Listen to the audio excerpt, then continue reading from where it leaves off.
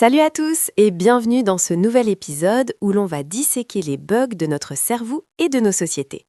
Aujourd'hui, on s'attaque à un sujet fascinant qui explique pourquoi très souvent, quand on essaye de régler un problème, on finit par le transformer en catastrophe absolue. Je suis avec Thomas. Salut Thomas. Salut Sarah, ravi d'être là. Et oui, aujourd'hui on va parler de ce moment précis où une bonne intention pave littéralement l'enfer. On appelle ça l'effet Cobra. L'effet Cobra. Ça sonne comme un film d'action des années 80, mais c'est en fait un concept économique et sociologique super puissant. C'est l'idée que la solution aggrave le problème, c'est ça ? Exactement. C'est quand la récompense que tu mets en place pour inciter à un comportement finit par créer l'inverse du résultat souhaité. C'est l'histoire des conséquences involontaires. Et pour comprendre ça, Sarah, il faut qu'on voyage un peu. On part en Inde, à l'époque de la domination coloniale britannique. J'adore quand tu nous fais voyager. On est à quelle époque environ ? On est au 19e siècle, à Delhi. Imagine l'ambiance, la chaleur étouffante, les officiers britanniques dans leur uniforme trop chaud qui essayent de gérer une ville immense qu'ils ne comprennent pas vraiment. Et ils ont un gros problème, un problème mortel. La ville est infestée de cobras. Sympa l'ambiance. Donc des serpents venimeux partout dans les rues. Partout. Ça devient un vrai souci de santé publique et de sécurité pour l'administration coloniale. Alors, le gouverneur britannique, qui est un homme pragmatique, un homme de logique linéaire, se dit qu'il a la solution parfaite. C'est le capitalisme de base, offre et demande. Il se dit que s'il y a trop de cobras, il suffit de motiver les gens à les tuer. Ça semble logique. Si tu veux moins de quelque chose, tu payes les gens pour s'en débarrasser. C'est ce qu'on appelle la pensée du premier ordre. Action, résultat. Donc le gouvernement met en place une prime, une somme d'argent généreuse pour chaque pot de cobra mort rapporté aux autorités. Au début, Sarah, c'est un succès total. Les locaux se mettent à chasser, ils ramènent des piles de serpents morts. Les rues deviennent plus sûres, le gouverneur boit son thé, il est ravi, il se dit qu'il a plié le game. Je sens venir le mais. Ah, il y a un énorme mais. Les Indiens sont malins, ce sont des entrepreneurs nés. Ils regardent ce système et ils se disent « Attends une minute, pourquoi je risquerais ma vie à aller traquer des cobras sauvages dans les forêts, ce qui est dangereux et incertain, alors que je peux simplement les fabriquer ?» Oh non, ils ont commencé à élever des cobras ? Exactement, ils ont créé des fermes à cobras, c'est devenu une industrie. Tu élèves des serpents chez toi, c'est facile, ça se reproduit vite, tu les tues, tu ramènes la peau, tu touches la prime, c'est de l'argent facile. Donc sur le papier, les statistiques du gouvernement sont excellentes. On paye pour des milliers de serpents morts chaque mois. Donc pour le bureaucrate anglais, le programme est une réussite parce qu'il a des chiffres. Mais dans la réalité, il y a plus de cobras que jamais, sauf qu'ils sont dans des cages chez les gens. C'est ça, jusqu'au jour où l'administration finit par comprendre l'arnaque. Ils se rendent compte qu'ils payent des sommes astronomiques, mais que les cobras ne disparaissent jamais. Vexés, ils décident d'annuler la prime du jour au lendemain. Fini, on ne paye plus pour les pots. Et là, c'est le drame. C'est la catastrophe. Les éleveurs se retrouvent avec des milliers de cobras qui ne valent plus rien. Nourrir un cobra, ça coûte de l'argent. Donc qu'est-ce qu'ils font ? Ils ouvrent les cages, ils relâchent tous les serpents dans la nature. Incroyable. Résultat des courses, après avoir dépensé une fortune en prime, la population de cobras sauvages à Delhi était nettement supérieure à celle d'avant le début du programme.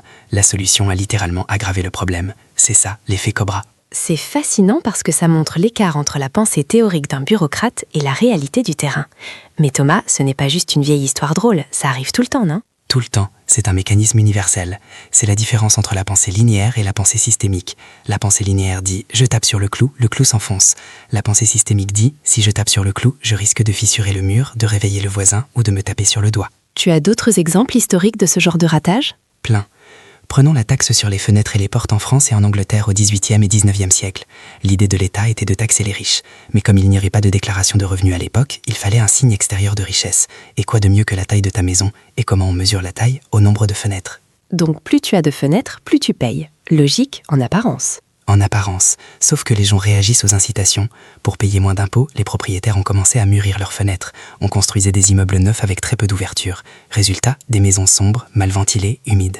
Et j'imagine que ça a eu des conséquences sanitaires ? Désastreuse, ça a favorisé la propagation de la tuberculose et du rachitisme par manque de vitamine D. Pour récupérer un peu d'argent, l'État a littéralement rendu sa population malade. C'est un exemple parfait de ce qu'on appelle les incitations perverses. C'est fou comme on oublie le facteur humain.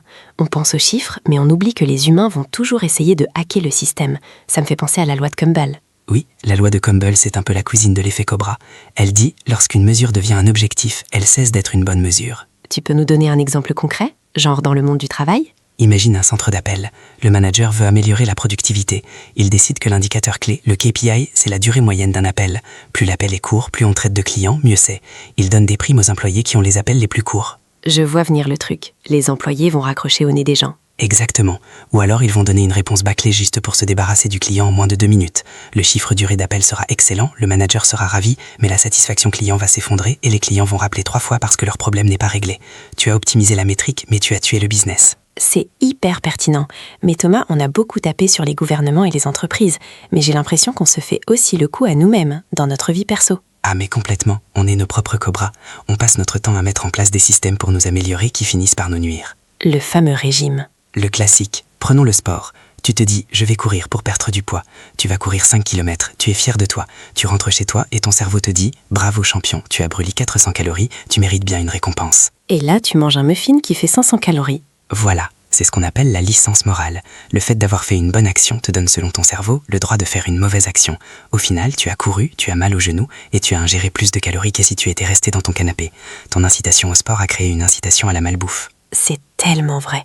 J'ai un autre exemple qui me rend dingue, la gestion des emails. Je me suis dit l'année dernière, Sarah, cette année, c'est l'inbox zéro. Je réponds à tout de suite. Laisse-moi deviner, tu as reçu encore plus de mails. C'est infernal.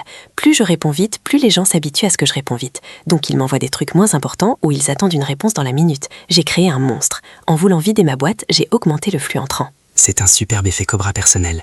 Tu as optimisé la vitesse de traitement sans penser à la dynamique du système. Si tu réponds vite, tu deviens le goulot d'étranglement le plus efficace, donc tout passe par toi. La solution pour avoir moins de mails, c'est souvent de répondre moins vite ou de ne pas répondre du tout à certains messages. C'est contre-intuitif ? La plupart des vraies solutions sont contre-intuitives parce que les systèmes sont complexes. Alors justement Thomas, on arrive à la dernière partie de cet épisode. On a compris le piège. On a compris qu'on est stupide avec nos solutions linéaires. Comment on fait pour éviter ça ? Comment on devient plus malin ? Il faut développer ce qu'on appelle la pensée de second ordre. Howard Marks, un grand investisseur, en parle souvent. La pensée de premier ordre, c'est « j'ai faim, je mange du chocolat ». La pensée de second ordre, c'est « si je mange du chocolat, je vais avoir un pic de glycémie, puis un crash et je vais grossir ». C'est se demander « et ensuite ?» C'est exactement ça. La question magique, c'est « et ensuite ?» Quand tu as une idée de solution, tu ne dois pas t'arrêter au résultat immédiat. Tu dois te demander comment les gens vont réagir à cette règle, comment je vais réagir à cette contrainte, est-ce que je peux tricher avec ma propre règle ? Donc si je reprends l'exemple des cobras, le gouverneur aurait dû se dire « si je paye pour des serpents morts, est-ce que les gens vont juste chasser ce qui existe ou est-ce qu'ils vont trouver un moyen d'en avoir plus ?» Oui, il faut se mettre à la place de l'autre et imaginer le pire scénario d'adaptation. Il y a un autre outil mental génial qui s'appelle la barrière de Chesterton. La barrière de Chesterton ? C'est quoi ça ? Imagine que tu te promènes dans un champ et tu vois une barrière au milieu de nulle part. Ta pensée de premier ordre, c'est de dire « cette barrière ne sert à rien, elle bloque le chemin, je l'enlève ». C'est l'interventionniste naïf. Et la pensée de second ordre ? Elle dit « si cette barrière est là, c'est qu'il y a une raison. Peut-être qu'il y avait un taureau méchant ici il y a 10 ans. Tant que je ne sais pas pourquoi elle a été construite, je ne dois surtout pas la détruire. » C'est une leçon d'humilité en fait. Avant de vouloir régler un problème complexe, il faut comprendre pourquoi le problème existe et pourquoi le système est stable dans cet état. Absolument. Avant de vouloir changer tes habitudes ou la société, demande-toi quels sont les équilibres invisibles. Souvent le problème que tu vois est la solution à un autre problème que tu ne vois pas. C'est profond ça. Le problème est la solution à un autre problème. Par exemple, je procrastine. Mais peut-être que ma procrastination me protège de la peur de l'échec. Si je forçais la productivité sans régler la peur, je vais juste faire un burn-out. Exactement. Tu vas créer un effet Cobra mental. Tu vas te forcer à bosser, tu vas stresser et tu vas finir par craquer et ne plus rien faire du tout pendant un mois. Pire que la procrastination initiale. Donc, pour résumer notre discussion d'aujourd'hui, méfiez-vous des solutions simples et évidentes. Méfiez-vous des incitations. Demandez-vous toujours comment vous ou les autres allez essayer de contourner la règle. Et rappelez-vous des cobras de Delhi. Parfois, la meilleure chose à faire, c'est de ne pas mettre de prime du tout. Parfois, il faut laisser les serpents tranquilles. Merci Thomas pour ces histoires et ces analyses. Merci Sarah, et attention aux muffins après le sport. Promis, je ferai attention. Merci à tous de nous avoir écoutés. Prenez le temps de réfléchir au second ordre et on se retrouve très vite pour un nouvel épisode. Ciao!